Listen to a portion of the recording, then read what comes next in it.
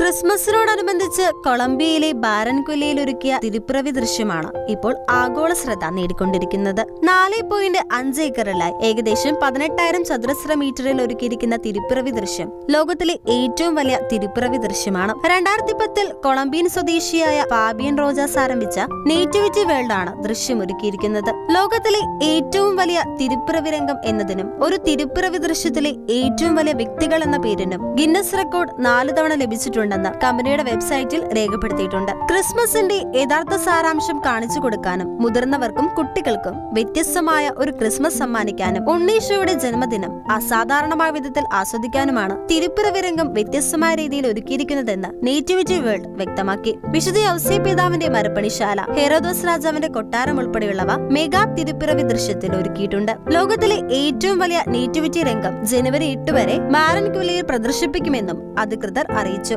International desk, ഷിക്കിന news.